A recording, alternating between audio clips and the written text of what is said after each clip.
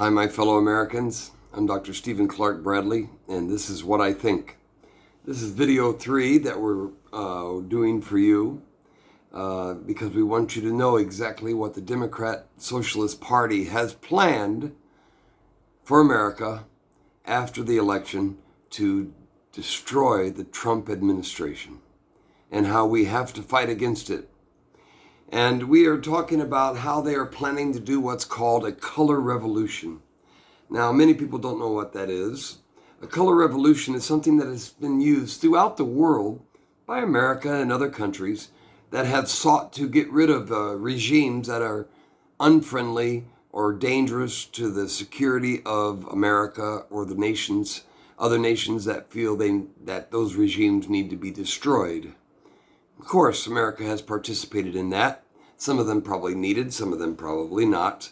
But a color revolution uses different things about an administration amongst the people. Even if that administration was duly elected by the people, how they try to taint it in different negative ways to show that they've done things that maybe they haven't done at all. And in order for the people to turn against the administration or the leader that they duly elected themselves. It's happened throughout the world, and now they're trying to do it in America as well. So, what is a color revolution, and how are they doing that? In America, they are seeking to use a color revolution by sending out their masses of brown-shirted rebels and treasonous thugs into the streets of America, to make it look like America hates the President of the United States, Donald J. Trump, when we know that's not true. Donald J. Trump's going to win this election. But the Democrat-Socialists do not care if he wins or loses. They have a plan to turn the whole nation against Trump, to say that he was unfairly elected, or that he's evil in this way or in that way, to turn you and me against him. It can never work on me, and I suspect it will never work on you.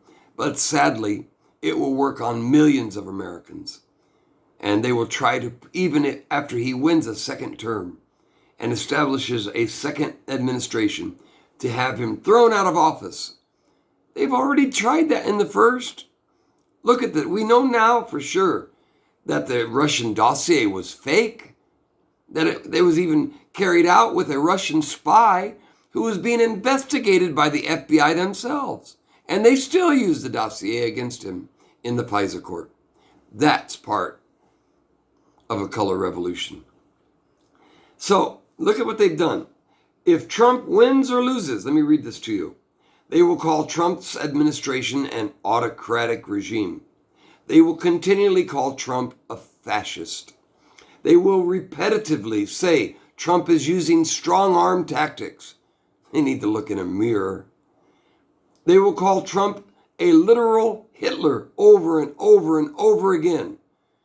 In so doing, they're practicing Hitlerian tactics, because Hitler himself said, if you tell the people the same thing over and over and over again, eventually they will believe it. So by calling him Hitler, they are the true Hitler, working in Hitler fashion.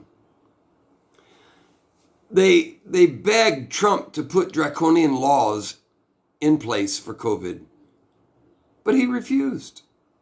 And they begged him to lock down everything, to even have laws to force people to wear masks, but he refused.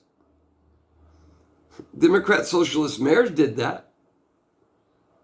Democrat-Socialist governors did that. They're still doing it. But Trump never did it. Because he's not the Hitler. They are. It's the Democrat-Socialist Party that is both liberal, communist-leaning, socialist, and fascist at the same time. It's a hybrid animal we've never seen before. It first appeared in Marxist China, and it's there today. China, in reality, is not really a Marxist state. It's more like a Hitlerian state than a Marxist state, because Marxism always seeks to expand throughout the whole world. They don't care what nationality you are. They don't care what ethnic group you are, what language you speak. They don't care. They just want Marxism everywhere. China wants the world to be like it is.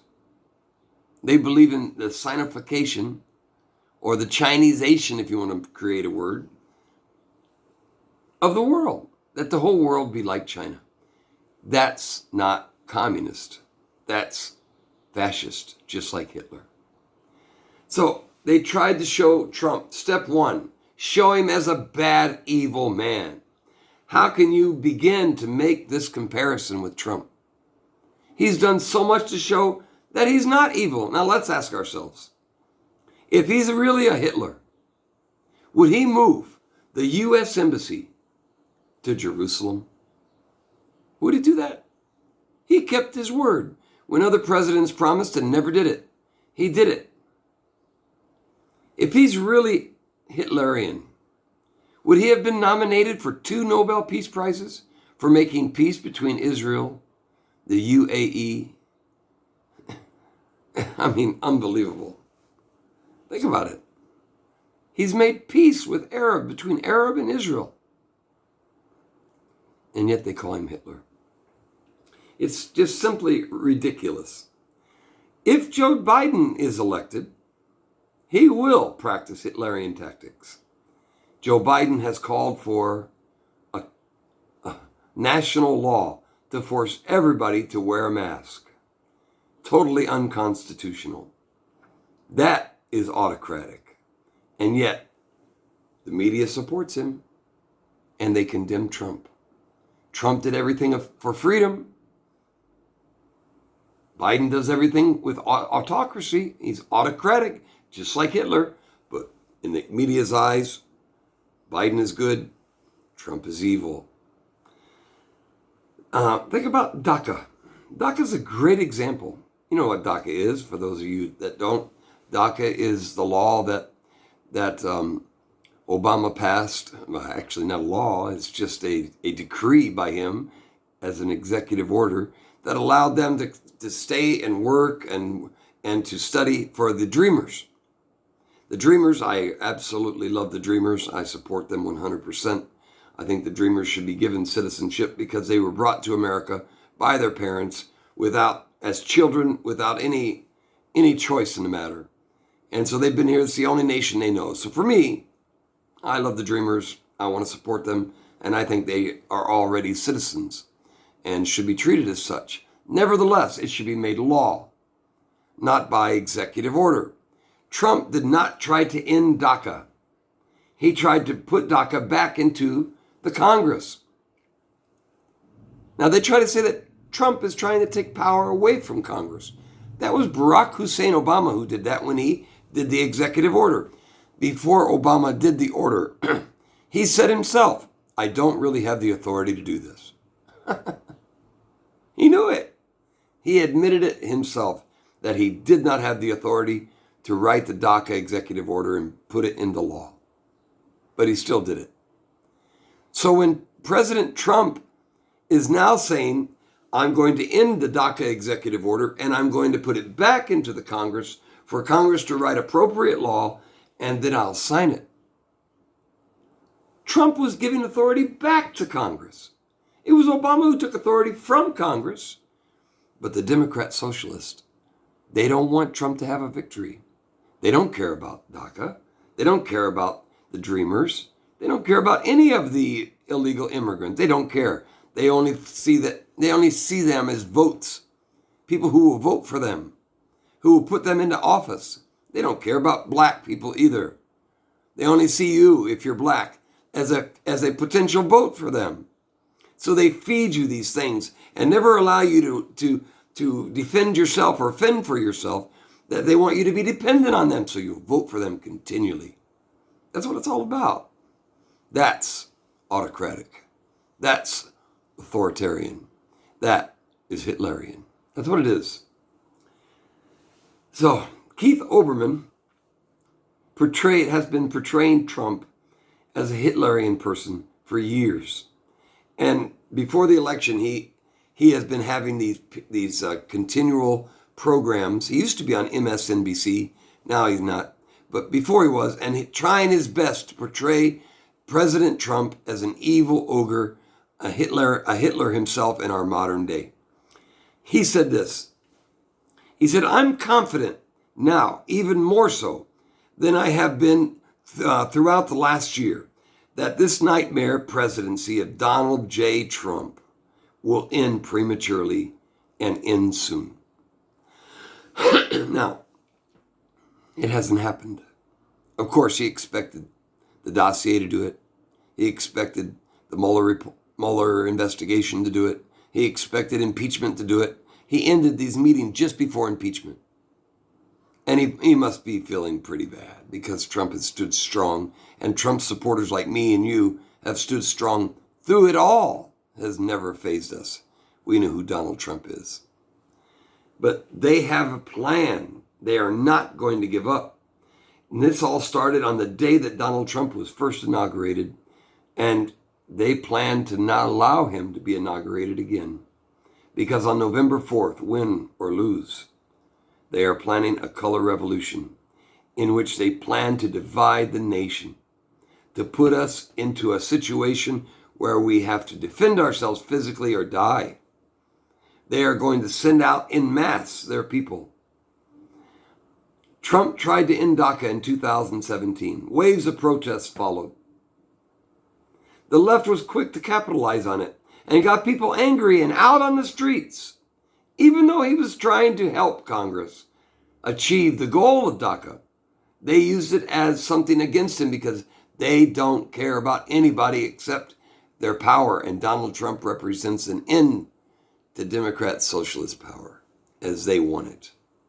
And so they turned it upon him. But he doesn't care. He's going to always do the right thing.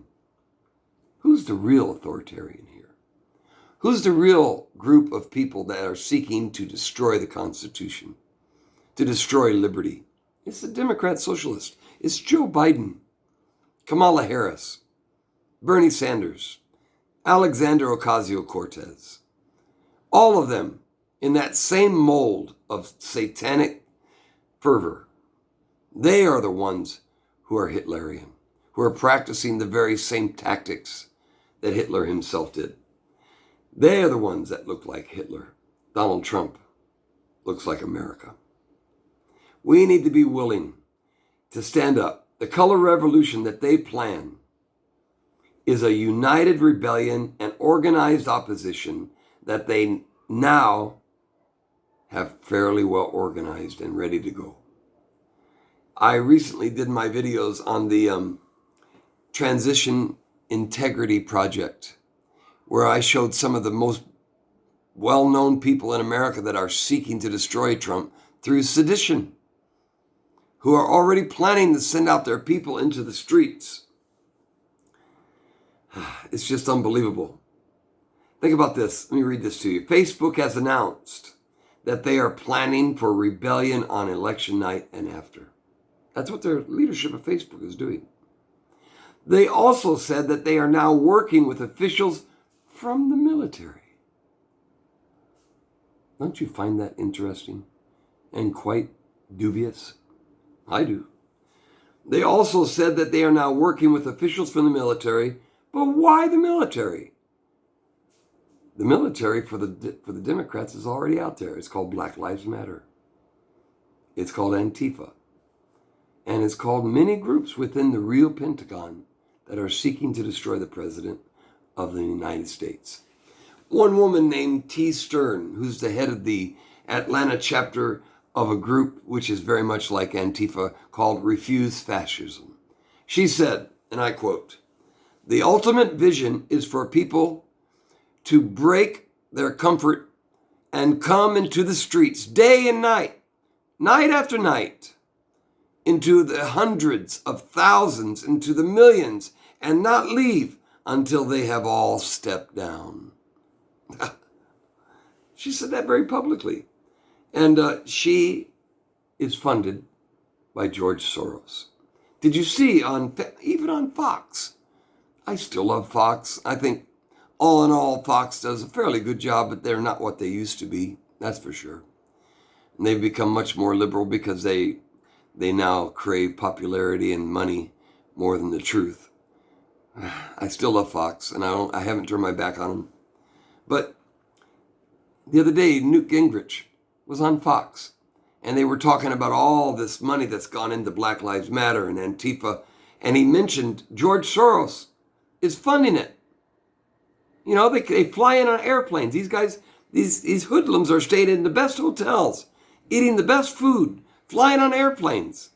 And we saw the other day in the big van, they're taking out their pre-planned and pre-prepared posters and whatever it is. It's all planned out, and it's all paid for by George Soros. And when Newt Gingrich mentioned George Soros' name, not just the liberal members of the group called Outnumbered, but all of them said, well, we don't want to mention George Soros' name. I don't think we need to talk about him in this program. Why? Because everybody's bought and sold by George Soros. He is. He's a powerful man. In my opinion, George Soros is an enemy of the state of the United States. He's an enemy of the state. He should be found, arrested, put on trial, and summarily executed. He's evil, and we should not have to put up with such people harming our country the way he does. He's evil. He's been shunned and put out of 3 different nations, persona non grata. And yet, here, even on Fox, they're saying we shouldn't be talking about him. Just absolutely ridiculous. What is Antifa's goal? Before Trump, they were nowhere. I have a whole article that I've written on Antifa that has been published, and they were nowhere. But now, Antifa is everywhere. They are a Marxist organization that almost died out in 2015. And then Trump was elected. And then the Democrats absorbed them. And now they're part of this Democrat-Socialist militia. The brown shirts. The black shirts, if you will. George Floyd was not planned. It was evil. But it has been used by the Democrat-Socialist Party to bring down our government. Believe me, the Democrat-Socialists are willing to destroy the nation to gain the power that they crave. And the power that they crave is to make you powerless. That's what it is. To make you and me powerless so that we are totally dependent upon the nation to tell us where we work, how long we work, how much money we can make, what kind of car we can drive, what kind of food we can eat, how many children we can have, and how long we can live. That's what's going on. And so now they are planning. Look at what they're doing already. They're saying he wants to get rid of health care. Trump is evil because he wants to do this or he wants to do that. They're painting him as a bad guy, as a Nazi, trying to turn the nation against him. And yet we see all the money laundering that Joe Biden and his son are doing, not a word against it. Not a word against it. They're going to shut down all the media for Trump, that he can't get his message out. He wins 2 nominations for Nobel Peace Prizes and not one word said by the media. It's already starting. And now Facebook says they're going to be working with the military. They're going to shut him off. They're going to cut him off. But it won't matter. We will destroy them. We will not let it happen. So this is the coming revolution that's coming to America. Groups such as the Veterans of Occupy Wall Street, Black Lives Matter, the Sunshine Movement, and the Momentum Community. Yeah, these are all groups that are meeting together and forming to find a way to take us down as a nation and to reestablish us as a socialist country. It's you and I who are in the midst of all this. It's you and it's me who are going to be the ones to really suffer unless we fight back. So what if I die? That country won't be worth living in anyway. What do you think? Stand with America. Stand with President Trump. Let's stand together and fight this evil that is before us. It's now or never. There won't be another chance. We must do it.